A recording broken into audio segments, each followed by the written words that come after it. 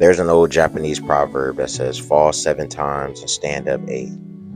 Sometimes we have to acknowledge the detour and not deny it.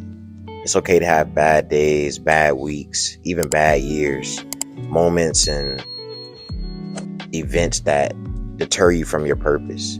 But recognizing that you strayed away from your path is not weakness, it's awareness. Suppressing the detour keeps you stuck in it. You have to acknowledge it with compassion and not self-judgment. When you've been on a good path for so long, it's easy to have hiccups. Days where you find yourself doing the old stuff that you said you would never do again.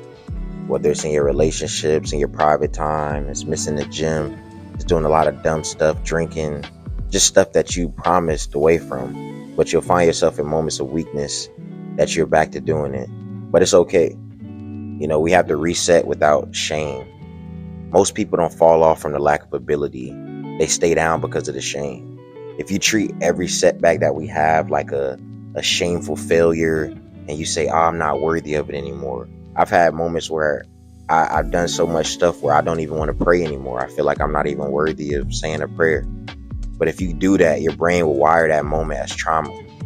It'll keep you stuck in it. It'll be an endless loop like a Illumi needle. It'll be something that's just ticking at the back of your head all the time. But if you treat it as part of the growth, you can rewire it as strength. We have to have the mindset that this is just part of the story, not the end of it. It's okay to have those bad days and make those mistakes. But yesterday was yesterday and today is today. It's never too late to recorrect the path. Really what we have to do is reconnect with your version of your purpose. You don't have to see the whole staircase. You just got to take the first step. And you don't have to look back down and see all those times you failed. You just look forward and imagine all the times you're going to keep getting back up.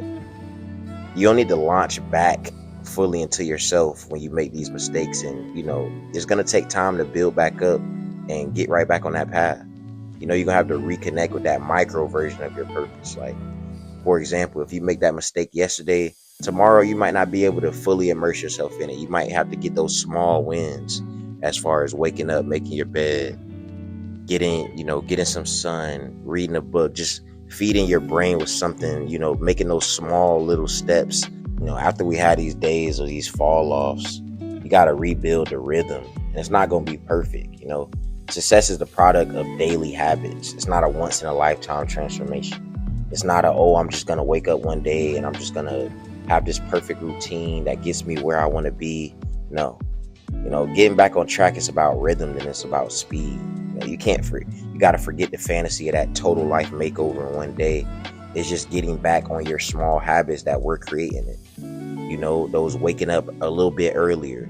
You've been staying out, drinking, having fun, talking to girls, talking to boys, whatever you into. And it's messed up your internal compass. Now you're going to sleep later. You're not waking up as early. You're missing days at the gym. You're not taking your supplements. It's a lot of stuff. It's the little things that can completely alter your whole rhythm, and you just got to have that daily rhythm. You should be doing something for your body, something for your mind, and something for your future. And then also, it's not bad to surround yourself with those grounding voices. Even if you don't have anybody in your life, you have yourself. Positive thoughts. We always talk about having, making sure that your internal monologue is something positive.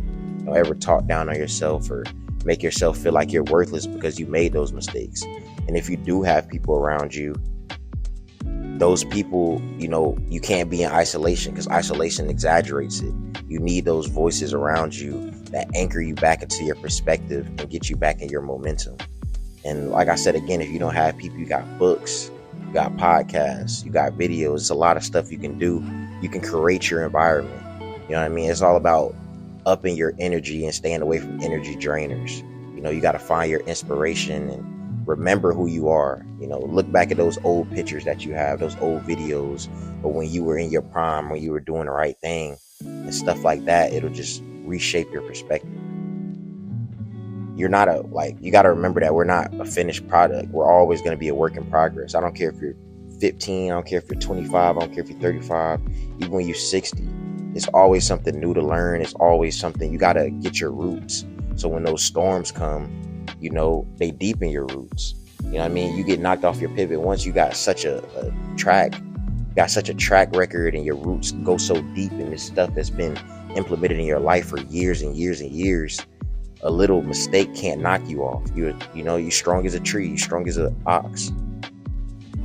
So when you fail, don't say you failed. You know what I mean? Just say it was something that you went through. It was a storm. It was something I had to endure to make me better. I start to look at the bad things that happen to me in life, whether it's the small things like car trouble, or, you might fail a test. You might not be able to hit your PR. Small stuff like that. You got to look at the positive in everything, because it's probably meant to happen just so you can, become so much better in the future. That you might have that small little car trouble. Little do you know, in a year from now, you're going to get an opportunity and you're going to be able to buy an even better car. You know what I mean? You might fail your PR, and you might end up keep working so hard at it and stop doing it. And then you might come back to that same PR and you're going to beat it even more than you expected. So it's all just part of the process. Like, even the bad and the good, is yin and yang. It all comes together. You need all of it.